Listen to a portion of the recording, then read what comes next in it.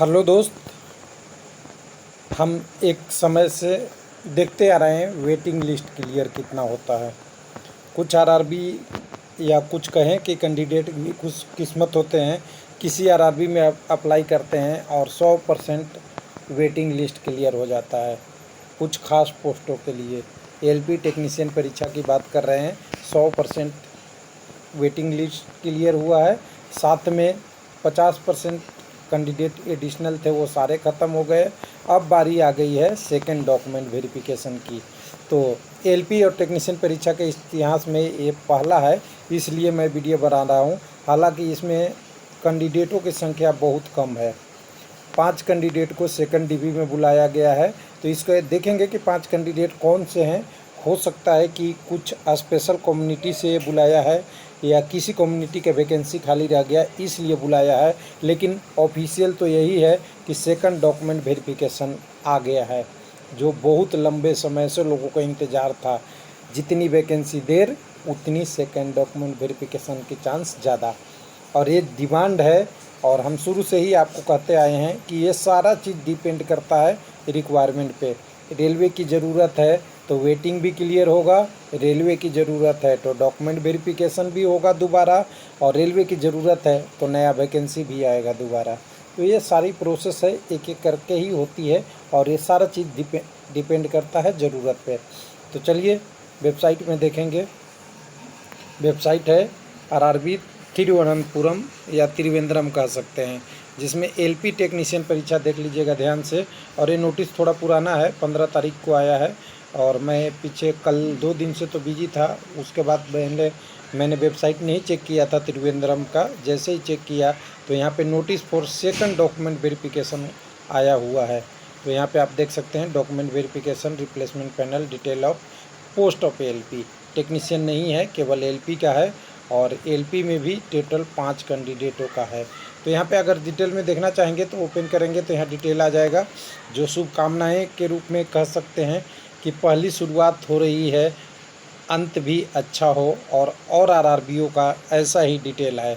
जिसकी document verification की date fix कर दी गई है मंडे 26 जुलाई को 10:30 में। बाकी ऊपर कहानी लिखा हुआ है, इतना पढ़ेंगे तो टाइम वेस्ट आप ही का होगा। और एप्टीट्यूड टेस्ट फॉर एलपी वगैरह वगैरह है, ये सब छोड़ दीजिए। ये सब चीज़ों को अभी पढ़ने से कोई मतलब नहीं बनता है यहाँ पे कि कौन कैंडिडेट को बुलाया गया है। तो कैंडिडेट को बोला गया है कि एडवाइस किया गया है, ये तो पहले भी आप जानते हैं कि 5 दिन रुकना पड़ेगा। मेडिकल एग्जामिनेशन डॉक्यूमेंट वेरिफिकेशन में टाइम लगेगा। आपको A4 में सारा कॉल लेटर वगैरह के डिटेल देनी है, जेरोक्स कॉपी, अपनी डॉक्यूमेंट भी देना है, साथ में मेडिकल परफॉर्मा भी बना के ले जाना है, और भी जो भी प्रोसेस है ओबीसी का है तो ओबीसी ले जाना है। तो उस पर ध्यान नहीं देते हुए हम डायरेक्ट वीडियो को आगे बढ़ाते हैं, जिसमें कह रहा है कि ये प्रोविजनल है, ये भी छोड़ दीजिए। उसके बाद आप देखिएगा सब कुछ बनाने में भी सही से किया गया है, लेकिन कुछ गलती होगा तो आरआरबी का अधिकार है सुधारने का, और गलत चीज़ों से बचिए। लेकिन फाइनल जो हमारे लिए काम की चीज़ है वो है यहाँ पे कैंडिडेट का 5 कैंडिडेटों का नंबर।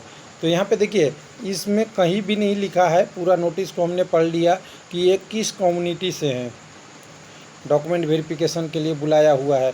अगर आप देखना चाहेंगे तो एक एक करके देख सकते हैं।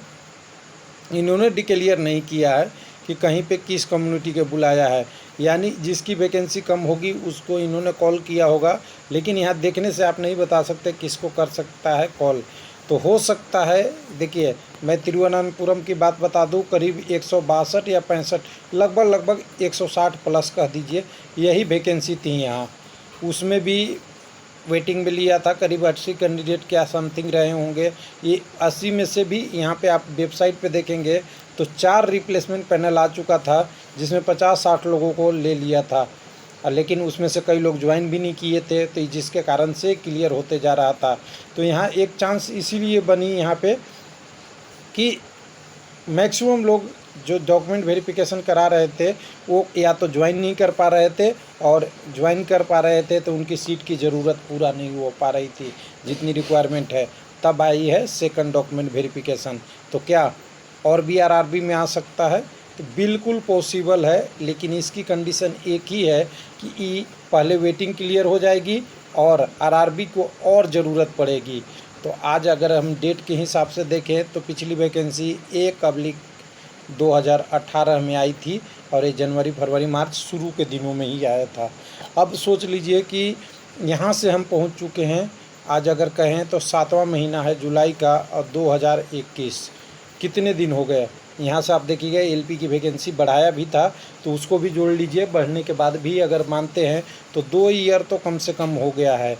लेकिन मेन प्रॉब्लम है रेलवे की सर्विस अभी नहीं पूरी तरह से चल रही है, क्योंकि एलपी की पूरी यूटिलाइजेशन नहीं हो पा रहा है, जिससे रिक्वायरमेंट अभी उतनी ज़रूरत नहीं पड़ रही है। लेकिन रिटायरमेंट तो प्रोसेस जारी ही है, तो पोस्ट तो खाली हो रहे हैं लेकिन पोस्ट की ज़रूरत कम है, जिसके कारण से ये वेटिंग बहुत फास्ट क्लियर नहीं हो रही है और सेगमेंट डॉक्यूमेंट वेरिफिकेशन नहीं हो रहा है। जैसे ही होगा ये क्लियर तेज़ी से होगा। अब दूसरी कारण एक थोड़ी सी टॉपिक पे ध्यान देने वाली बात है कि अगर मान लेते हैं कि आपकी 2022 में वैकेंसी आ गई, तब भी इस वैकेंसी को पूरा करने में मिनिमम 1 ईयर लगेगा, मैक्सिमम तो 2-3 ईयर आप देख ही रहे हैं। तो 23 तक आपकी वैकेंसी को फुल करने में जब तक किससे लिया जाएगा, वेटिंग कैंडिडेट से लिया जाएगा, तो क्या सभी आरआरबी का 100% क्लियर हो जाएगा? मैं कहूँगा नहीं।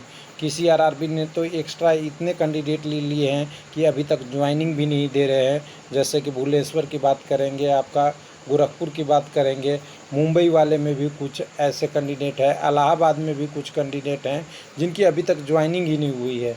तो उस हिसाब से तो उनके लिए अभी वेटिंग वाले के लिए चांस देर से आएगा। लेकिन बहुत सारे आरआरबी हैं जहां पे अभी भी पॉसिबल है कि वेटिंग क्लियर तो ज़रूर होगा। सेकंड डीवी के चांस तो अभी बनेगी जब पहले वेटिंग क्लियर